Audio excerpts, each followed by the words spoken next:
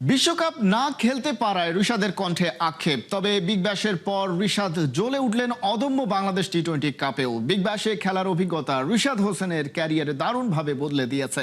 টোটকা পেয়েছেন অনেক অজি গ্রেটদের। এই অভিজ্ঞতা কাজে লাগিয়ে এই লেগ স্পিনার জ্বলে উঠতে চান সামনের সময়। অস্ট্রেলিয়ার বিগ ব্যাশে ম্যাক্সওয়েল স্মিথরাও পাত্তা পায়নি। মিরপুরের শেরে বাংলায় দুরন্ত একাদশের ব্যাটাররা পাত্তা পাওয়ারই কথা না।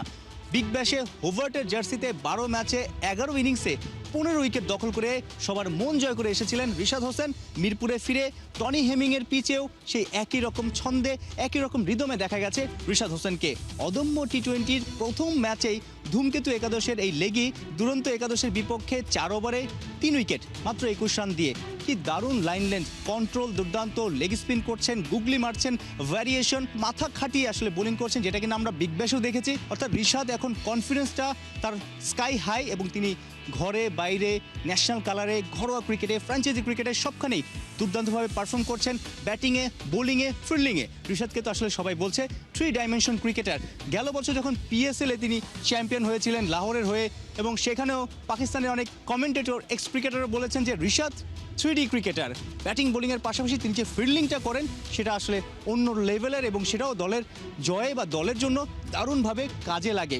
ঋষাদ যে ছন্দে আছেন, বিগ ব্যাশ মাতিয়েছেন, গেল বছর পিএসএলও মাতিয়েছেন, সামনের দিনগুলোতে নিশ্চয়ই অনেক দেশের ফ্র্যাঞ্চাইজি লিগেও তার অফার আসবে। তবে একটা জায়গায় আফসোস, এই যে ঋষাদ দুর্দান্ত ফর্মে আছেন, ছন্দে আছেন, কনফিডেন্স আছে তার, বিশ্বকাপটা মিস হয়ে গেল। বিশ্বকাপটা খেললে হয়তো ঋষাদের জন্য আরও অনেক দুয়ার খুলে যেত, এমন একটা আফসোস ইমরুল কায়েসেরও আছে। পৃথিবীতে অনেক ফ্র্যাঞ্চাইজি খেলা, সো সেই ক্ষেত্রে আমাদের দেশে যারা টি-20 প্লেয়ার আছে তারা তো টেস্ট ম্যাচ খেলে না, অনেকে আবার ওয়ানডেও খেলে না।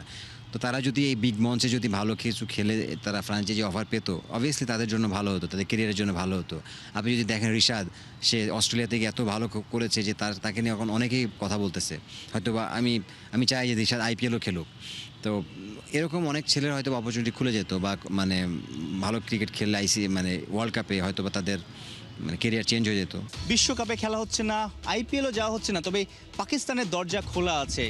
ডিরেক্ট সাইনিং এখনও হননি ঋষাদ, তবে যতটুকু শোনা যাচ্ছে বেশ কয়েকটা দল তার সাথে যোগাযোগ করছে।